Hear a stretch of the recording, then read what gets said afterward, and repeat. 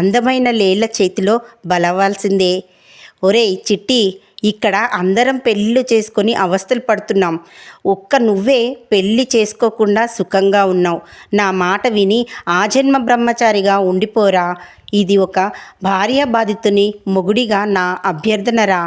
నువ్వైనా బాగుండాలిరా చిట్టి అని పెళ్లి మీద తన ఒపీనియన్ చెప్పాడు ప్రసాద్. ఇవన్నీ ఓపికగా విన్న మన చిట్టిబాబు పంతం మాత్రం మారలేదు. వీళ్ళు తాగేసి వాగుతున్నారని నిశ్చయానికి వచ్చాడు.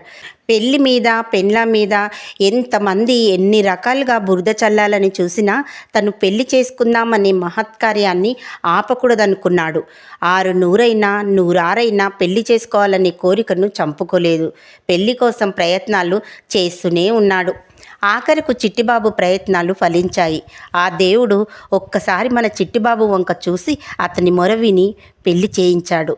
ఇక మన చిట్టిబాబు ఆనందానికి అంతులేదు. తన భార్యరత్నం కామేశ్వరిని కాలు కందనివ్వకుండా పువ్వుల్లో పెట్టి చూసుకుంటున్నాడు.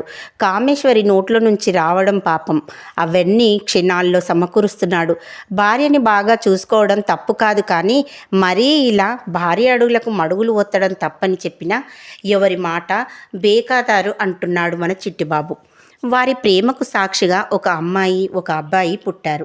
ఇక పిల్లలు వద్దనుకుని తనే ఆపరేషన్ చేయించుకున్నాడు.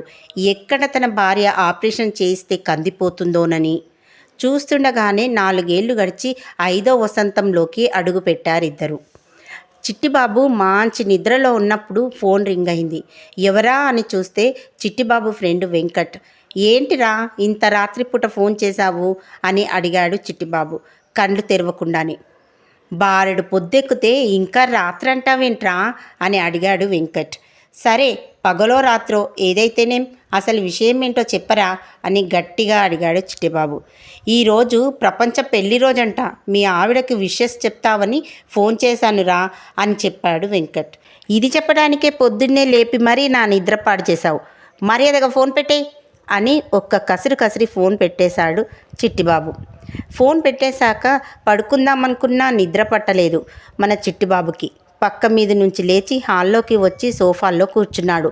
అప్పటికే టీవీలో చాగంటి కోటేశ్వరరావు గారి ప్రవచనాలు వింటూ ఏదో పని చేసుకుంటుంది కామేశ్వరి. సోఫాల్లో కూలబడిన చిట్టిబాబుని చూసి, ఏంటి దొరగారు అప్పుడే లేచారు, ఎక్కడికైనా అర్జెంటుగా వెళ్ళాలా అని అడిగింది కామేశ్వరి. అర్జెంట్ పనా పాడా, ఈరోజు వరల్డ్ మ్యారేజ్ డే అట. ఆ వెంకట్గాడు నిద్రలేపి మరీ ఆ విషయం చెప్పాడు. అప్పటి నుండి నిద్ర పట్టక ఇదిగో ఇక్కడ కూర్చున్నాను అని చెప్పాడు చిట్టిబాబు. అవునులేండి, మీకు మన మ్యారేజ్ డేయే గుర్తు